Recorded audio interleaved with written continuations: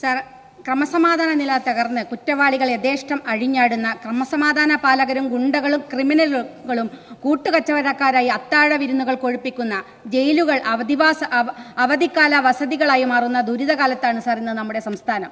ജനാധിപത്യത്തിന്റെ ഭരണാധികാരികൾ ഏകാധിപതികളായി മാറാൻ ശ്രമിക്കുമ്പോൾ ഇടതുപക്ഷം ഹൃദയപക്ഷത്തു നിന്ന് മുതലാളി പക്ഷത്തേക്ക് മാറുകയാണ്. തിരഞ്ഞെടുപ്പിൽ ജനങ്ങൾ നൽകിയ മുന്നറിയിപ്പ് ഉൾക്കൊള്ളാൻ തയ്യാറായിട്ടില്ലെങ്കിൽ മഷിയിട്ട് നോക്കിയാൽ പോലും ഈ ഹൃദയപക്ഷത്തെ കാണാൻ സാധിക്കില്ല സാർ. പോലീസ് സംവിധാനം തകർന്നു വരികയാണ്. എത്ര ഭയാനകമായ വാർത്തകളാണ് ഓരോ ദിവസവും കേരളത്തിൽ സംഭവിച്ചുകൊണ്ടിരിക്കുന്നത്. ഗുണ്ടാ സംഘങ്ങൾ കേരളത്തിലുടനീളം പരസ്യമായി ആഘോഷ പാർട്ടി നടത്തി ഇങ്ങനെ ആറാടുന്നത് ആഭ്യന്തര വകുപ്പിന്റെ നേതൃത്വത്തിന്റെ പിന്തുണയില്ലെങ്കിൽ പിന്നെ എങ്ങനെയാണ് സാർ? കഴിഞ്ഞ ദിവസം തൃശ്ശൂരിൽ നിന്ന് വന്ന വാർത്ത നാം കണ്ടതാണ്. ഗുണ്ടാ സംഘങ്ങളുടെ ആഘോഷകരമായ ലഹരി പാർട്ടി അരങ്ങു തകർത്തത്. അവിടെ അന്വേഷിക്കാൻ വന്ന പോലീസ് വാലും ചുരുട്ടി തിരികെ പോകുന്നത് ഏത് ഉന്നത ഇടപെടലിന്റെ ഭാഗമായിട്ടാണ് സാർ?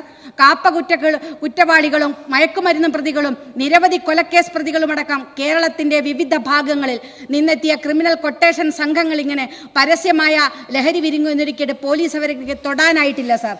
മുംബൈയിലെ അധോലോകത്തിലല്ല, ഇത് എന്റെയും നിങ്ങളുടെയും നമ്പർ 1 കേരളത്തിലാണ് സാർ ഇത് നടക്കുന്നത്. വിരുന്നതിന് നേതൃത്വം കൊടുത്തയാളെ സ്റ്റേഷൻ ജാമ്യത്തിൽ വിടാൻ ലജ്ജയില്ലാത്ത പോലീസാണ് സാർ ഈ കേരളത്തിലെ പോലീസ് എന്ന് നാം മറന്നുകൂടാ സാർ. സാർ, അങ്കമാലിയിൽ ഗുണ്ടാവിരുന്നിൽ സ്റ്റേറ്റ് ക്രൈംബ്രാഞ്ചിന്റെ DYSP മുഖ്യാതിഥിയെ വന്ന വാർത്ത നമ്മളെയൊക്കെ ഞെട്ടിക്കുന്നതാണ് സാർ. സാർ, ഈ സഭയിലെ ഏറ്റവും ബഹുമാന്യയായ MLA-യും മുൻ മന്ത്രിയുമായ ടീച്ചർ വടകര മത്സരിക്കുന്ന സമയത്ത് കാഫിർ പ്രയോഗം നടത്തി പോസ്റ്റ് ഇട്ടു എന്ന് ആരോപിച്ചയാൾ ഫോൺ ഉൾപ്പെടെ പോലീസ് സ്റ്റേഷനിൽ ഹാജരാക്കി പരാതി നൽകി. ആ പോസ്റ്റിന്റെ ഉറവിടം കണ്ടെത്താൻ വേണ്ടി ഇന്നുവരെ പോലീസിനായിട്ടില്ല സാർ. ഈ നാടിന് അറിയണം, വർഗീയത കളിച്ച് രാഷ്ട്രീയ ലാഭം കൊയ്യാൻ വേണ്ടി ശ്രമിച്ചത് ആരാണ് എന്ന് ആ നാടിനറിയണം സാർ. അധികാരവും പോലീസും നിങ്ങളുടെ കയ്യിലാണ്. ആ നിങ്ങളുടെ കയ്യിലുള്ള ഈ പോലീസ് സംവിധാനം എന്തുകൊണ്ട് ഇത്രയും നാളായിട്ട് ഇതിനെ കണ്ടെത്താൻ സാധിച്ചില്ല? അശ്ലീല പോസ്റ്ററുകളും വീഡിയോകളും ഇറക്കി അപമാനിച്ചു എന്ന് ടീച്ചർ തൊണ്ടയിടറിക്കൊണ്ട് ഇടറുന്ന സ്വരത്തിൽ സംസാരിച്ചത് നമ്മളെല്ലാം കേട്ടതാണ്. ആ ഉറവിടം കണ്ടെത്താൻ കഴിയാത്ത നിങ്ങൾ എങ്ങനെയാണ് സാർ ഈ പോലീസിന്റെ ഈ ധനവിനിയോഗ ബിൽ പണം അനുവദിക്കണമെന്ന് പറയുന്നിടത്തേക്ക് എത്തുന്നത്? സാർ, വടകരയിലെ മത്സരവുമായി ബന്ധപ്പെട്ട് ബഹുമാന്യയ കൊയിലാണ്ടി MLA ഇവിടെ ചില കാര്യങ്ങൾ സംസാരിച്ചു. ഒരു പേരിന്റെ ഉപയോഗിച്ചുകൊണ്ട് പോലും അവിടെ വർഗീയത കാണുകയും ആ തരത്തിൽ പരാമർശങ്ങൾ പറയുകയും ചെയ്യുന്ന നിങ്ങൾ എങ്ങനെയാണ് സാർ കമ്മ്യൂണിസ്റ്റുകാരാകുന്നത്? നിങ്ങൾ BJP-ക്കാരെക്കാട്ട് മോശമായി പറയുകയാണ്. ഒരു നാമത്തെ ഈ തരത്തിൽ വർഗീയമായി ചിന്തിക്കാൻ നിങ്ങൾക്കല്ലാതെ മറ്റാർക്കാണ് സാർ ഇവിടെ സാധിക്കുക? സാർ, അവിടെ സ്ത്രീകളെ അപമാനിച്ചു എന്ന് പറയുമ്പോൾ സ്ത്രീകളെ അപമാനിച്ച തീർച്ചയായിട്ടും ഒരു സ്ത്രീയെ പോലും അപമാനിക്കരുത് എന്ന് പറയുന്ന ആളുകളാണ് ഞാൻ. ആലത്തൂർ മത്സരിച്ച രമ്യ ഹരിദാസ് എന്ന് പറയുന്ന ഒരു സ്ഥാനാർത്ഥിയെ CPM-ന്റെ കേന്ദ്ര കമ്മിറ്റി മെമ്പർ വിജയരാഘവൻ അധിക്ഷേപിച്ചപ്പോൾ എവിടെയും അതിനെ തള്ളിപ്പറഞ്ഞത് നമ്മളാരും കണ്ടിട്ടില്ല സാർ. എവിടെയും അതിനെ മാപ്പ് പറഞ്ഞത് നമ്മളാരും കണ്ടിട്ടില്ല സാർ.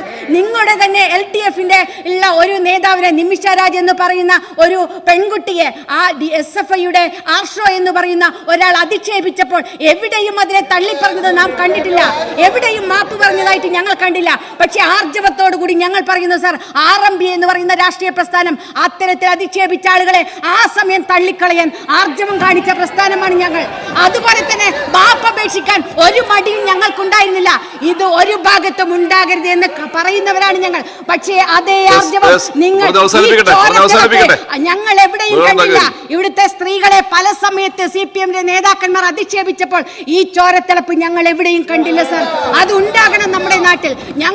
ഞാൻ മത്സരിച്ച സമയത്ത് എന്റെ ഒരു മോശം മത്സരിച്ചാൽ ജയിച്ചതിൽ 3-ാം സ്ഥാനം 4-ാം സ്ഥാനത്തായി ഞങ്ങളെ വടകര ടൗണിൽ വെച്ച് അധിക്ഷേപിച്ചപ്പോൾ അശ്ലീലമായി കോലം കെട്ടി ഒരു ടൗൺ മുഴുവൻ നടന്ന് പ്രകടനം നടത്തിയപ്പോൾ അതിനെ അധിക്ഷേപിച്ച അതിനെ എതിർത്ത് സംസാരിക്കാൻ മാപ്പപേക്ഷിക്കാൻ ഒരാളെയും ഞങ്ങൾ കണ്ടില്ല സാർ. സ്ത്രീകൾ എവിടെയും ഞങ്ങളുടെ ടൗണിൽ അധിക്ഷേപിക്കപ്പെടരുത് എന്ന് പറയുന്നവരാണ് സാർ. അതിന് ഒരു സംശയവും ഞങ്ങളെ പോലുള്ള ആളുകൾക്കില്ല സാർ. സാർ, ഇവിടെ മരണത്തിലേക്ക് ഇവിടെ സുഹൃത്ത് നമ്മുടെ അനീഷ ഉന്നത വിദ്യാഭ്യാസ യോഗ്യതയും ഉന്നത പദവിയും ഉണ്ടായി 2008 പരവൂർ മുനിസിപ്പൽ കോടതിയിലെ അസിസ്റ്റന്റ് പബ്ലിക് പ്രോസിക്യൂട്ടർ അനീഷ്യ മാനസിക പീഡനങ്ങൾ താങ്ങാനാവാതെ സ്വന്തം കുളിമുറിൽ കെട്ടിത്തൂങ്ങി ആത്മഹത്യ ചെയ്തിട്ട് ഒരു നടപടിയും എടുക്കാൻ സാധിച്ചിട്ടില്ല സാർ.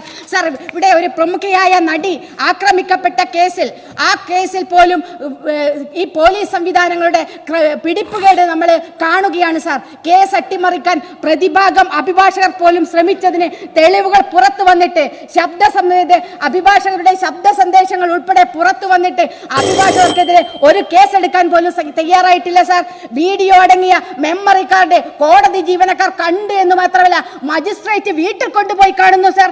മെമ്മറി കാർഡും പെൻഡ്രൈവും കോടതിയുടെ സേഫ് കസ്റ്റഡിയിൽ നിന്ന് നിരവധി തവണ പുറത്തുപോയി എന്ന് ജുഡീഷ്യൽ മൊഴികൾ ഉണ്ടാകുന്നു സാർ. ഇത്തരം അത്യന്തം ഗുരുതരമായ വീഴ്ചകൾ കോടതിയുടെയും അഭിഭാഷകരുടെയും കാര്യത്തിൽ ഉണ്ടായിട്ട് എന്ത് നടപടിയാണ് സാർ എടുത്തത്? എങ്ങനെയാണ് സാർ ഈ നാട്ടിലെ സ്ത്രീകൾക്ക് കോടതിയെയും പോലീസിനെയും സമീപിക്കാൻ സാധിക്കുക സാർ? നിരവധി ബലാത്സംഗ കേസുകളിൽ ഉൾപ്പെടെയുള്ള ആളുകൾ കോടതിയുള്ളിലുണ്ട്. അവരുടെ ഇത്തരത്തിലുള്ള തെളിവുകൾ കോടതിയിൽ നിന്ന് പുറത്തു പോകുമ്പോൾ എങ്ങനെയാണ് സാർ ഈ നാട്ടിലെ സാധാരണക്കാരെ സ്ത്രീകൾക്ക് നീതി ലഭിക്കുക സാർ? ഇതിനെതിരെ എന്ത് നടപടിയാണ് ആഭ്യന്തര വകുപ്പിന്റെ ഭാഗത്തുനിന്നുണ്ടാകുന്നത്? എന്ത് നടപടിയാണ് നിയമവകുപ്പിന്റെ ഭാഗത്തുനിന്നുണ്ടാകുന്നത് സാർ? ഒരു പ്രമുഖയായ നടിക്ക് ഇതാണ് അനുഭവമെങ്കിൽ ഈ നാട്ടിലെ സാധാരണക്കാര സ്ത്രീകൾക്ക് എന്താണ് സാർ അനുഭവം ഉണ്ടാവുക? ഇവിടെ നശിപ്പിക്കപ്പെടുക കാണിക്കുകയോ ചെയ്യുന്നു എന്ന് ആണ് സാർ ചെയ്യുന്നത്. പൂക്കോട് വെറ്റിനറി കോളേജിലെ സിദ്ധാർത്ഥിന്റെ മരണം നമ്മൾ കണ്ടതാണ്. ആ അച്ഛനും അമ്മയ്ക്കും നീതി വാങ്ങിക്കൊടുക്കാൻ വാളയാറിലും വണ്ടിപ്പെരിയാറിലും കുട്ടികൾക്ക് ഉണ്ടായ ദുരിതങ്ങൾ നമ്മൾ കണ്ടതാണ് സാർ. ഇതിനും കൃത്യമായ നടപടി ഉണ്ടാകുന്നില്ല.